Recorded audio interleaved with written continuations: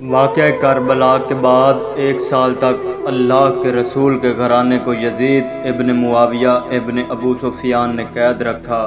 امام حسین علیہ السلام کی بیٹی جناب سکینہ سلام اللہ علیہا کی شہادت کے بعد بغاوت کے نتیجے میں اسیروں کو رہا کر دیا گیا۔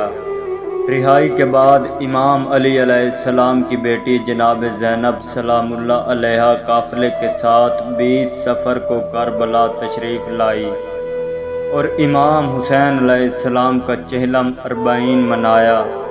اسی لیے اس دن کربلا میں حاضری دینا واجب ہو گیا تھا، کیونکہ بی بی کربلا میں تشریف لائی تھی۔ جناب سیدہ بی بی زینب سلام اللہ علیہا نے فرمایا، عورت کے لیے شرم سے بڑھ کر کوئی زیور نہیں اور چادر سے بڑھ کر کوئی نعمت نہیں۔